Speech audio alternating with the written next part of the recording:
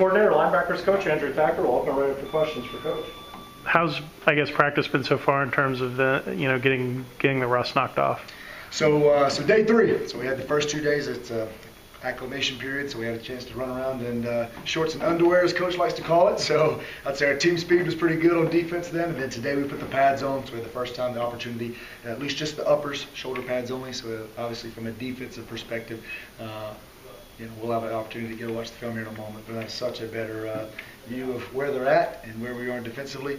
I know Dave and Coach have kind of gone over this the last 2 days, but it's amazing. We want to make sure that we compliment Luke Corrala. Hopefully you guys, I hear that all the time, but just the where they're at physically, where they're at in their conditioning, and just some different body types out there than what we inherited in the spring. So pleased with those, pleased with different body types. Obviously we've got maybe not an influx of talent, but we've got new bodies. Obviously the freshmen, and then some guys, some transfers as well, that just gives us different body types out there. So we look different, which is good. And maybe I'm going too much on your first question there, Kelly, but very, very pleased with where we are relative to where we are the first day of spring. And that's obviously to be expected, but just where we are, just being able to practice efficiently, practice effectively, know what's going on, know the drills, and then just the retention of a brand new playbook, and verbiage and communication, and just a huge difference from day 1 in the spring, from day 1 in the fall, where we're at.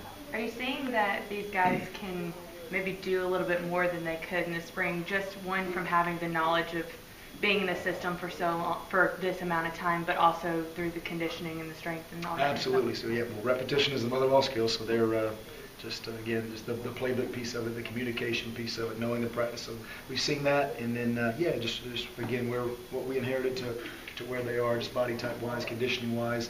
They're in a really good place. We practice very fast tempo. We ask a lot of them early on. It's a little bit of shock and awe, day 1, day 2, day 3. But they've sustained well, and they're practicing at a really good rate, really good tempo. David's when you look at the secondary, they're going up against some receivers and slot receivers that nobody knew too much about because of the previous offense. Sure. It seems like they're giving you guys a lot of good challenges out there now. Yeah, competition is king, and then we had wide receiver DB one-on-ones with a very broad route tree today, so it's great to see those guys compete. Some new bodies over there at receiver as well that are high-level ACC players, so the competition is great out there. And then just, we talked about this again, just relative to what it used to be, just getting to defend different pass concepts, different pass routes every single day, so their development is improving so much more. In terms of your room with the linebackers, David obviously seems to kind of be the guy, and then it's trying to figure out who's going to play with him, and then kind of that rotation. What are you seeing from the other linebackers? Yeah, we talked about that a lot in spring, but as much as I hesitate to just individually talk about people, I want to give you a real answer, but in that room, the older guys right now that have played some downs, David Curry, Bruce Jordan Swilling, Charlie Thomas, and Jaquez Jackson, have all, again, I said this in spring, that they've all been with the A group, they've all been with the B group at one point, and we are looking to find that. Pleased with where they are. Bruce Jordan Swilling, I think you guys got a chance to visit with him a little bit. He's a guy that looks different than when we got here. Lost 15 pounds in the off-season program, muscled up, lost body fat, and is just running like the big-time running back he was out of high school, and is in the right place mentally. So pleased with where he's at, and has been a good pairing with David at times on the field. And then Jaquez Jackson came in and played as a true freshman quite a bit, and of course Charlie Thomas with the position change relative to what he did last year. Young man came in as a true freshman, started 6 games, and one of our better playmakers, and I think his head's in the right spot too. So a really competitive room. As much as we don't talk about freshmen, just a young man that was signed as a quarterback and then has moved over to the linebacker room and had an elite offseason for a freshman.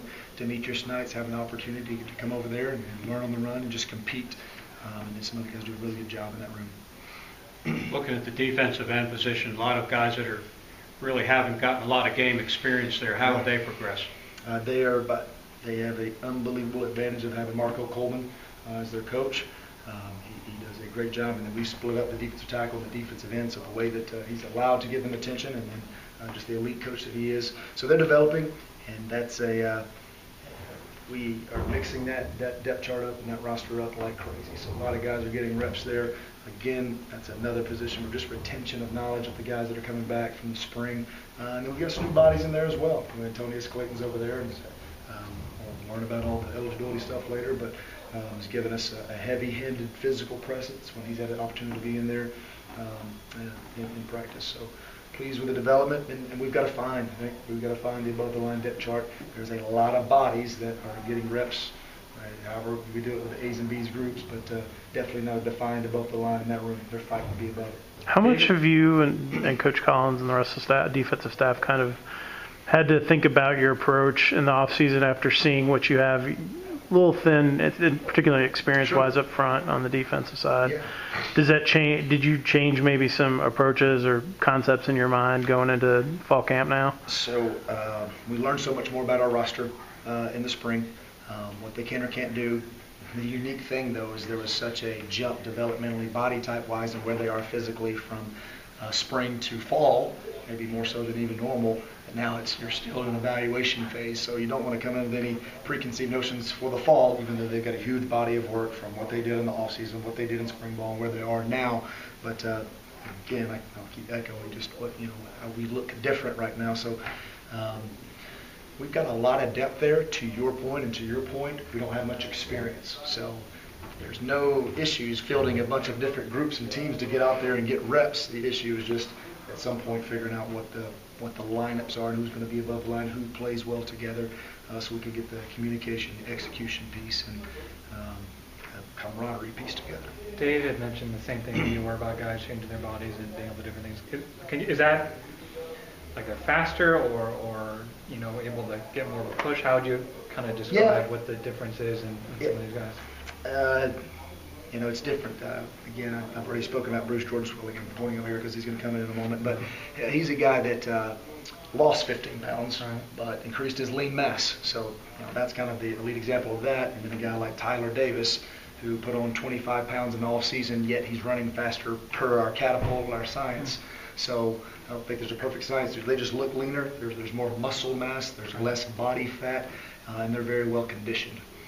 How much was Huff able to accomplish by coming in early and playing in the spring? Yeah, I think it's an unbelievable advantage. Just use an example of Huff, and then Keenan Johnson's a new corner that's done some really nice things out there. But you can't even compare it. Just the advantage he has of knowing the system and knowing how he practices, and he's able to progress much faster. So that's always an advantage when young men are able to come in January and get that entire spring. And then not to mention once he gets to the fall and he's able to manage the classroom and manage the lifestyle of it as be a college student. So a huge advantage for him. You're still trying to find your second, probably third, fourth corner. You have Trey, and then it's been kind of a different group of guys. What are you seeing from like Jalen King or Zamari or those guys? Similar to the defensive ends, that's where we are, and I remember you asking that question in the spring, so we're still in there. Some young freshman bodies, Miles Sims, we'll figure out about his eligibility. He's another body that's out there but that thing is, you're fighting to be above the line, and competition is king. So I don't know how to answer any better than that. Positives and negatives, they flashed, and they've made mistakes like everybody at every position, but we're fighting to figure out who that is. It's very early on. It's day 3. Today was the first time we've had a chance to get in uppers. We'll get through fan day tomorrow and another uppers day, and then we'll get back Monday after his day off Sunday, and that's where we'll be full pads and be able to see more. As always, I mentioned this to everyone in the spring as well, we go very heavily installation early on, so we get as much in as possible, and then kind of work there to get back to execution and fundamentals and being able to play fast. I know I didn't do a good job answering your question, but it's a very competitive position, and I don't have an answer to you who that next one is. We're figuring that out.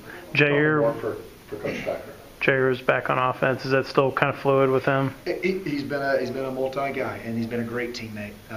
We lost some legs a little bit at receiver, so he's been a great teammate. He's going back over, and I saw him have a little graphic or whatever about a touchdown catch yesterday. The first day he did an interception at cornerback, so he legitimately has played both spots within 3 days of camp to speak to flexibility. So and has had a great attitude about it. So very pleased with him as a young man. I was talking to Wanye the other day, and he was talking about how much responsibility he takes and being, I guess, the spark plug of this entire defense. Is that something that you see? I do see that. I remember Coach Burton mentioned that to you all in the spring as well.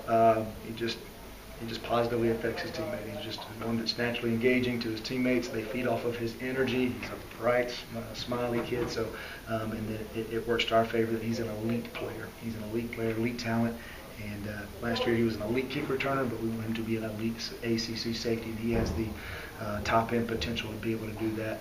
And is locked in, is engaged, improved in the off season, and is really to be a true sophomore as a leader in our defensive room, which is nice to have. Anything else? Here's David Curry. What have you seen out of him, and what can he be for you in this defense? Yeah, he can be the absolute leader of our defense because of confidence based off demonstrated ability. He is just solid out there. Dissimilar to a lot of our other guys, he's played a bunch of downs and has real experience and has played at a high level at times. I think he's more confident in where he's at, more so than ever. And I think you'll see a ton of production out of him. And then obviously the intangible piece, just being the Mike linebacker, who's the biggest communicator on the defense, getting us lined up, getting us in the right execution. And I think his confidence is sky high where he's at right now. So very pleased with him, and just to be more complimentary of his leadership skills as well.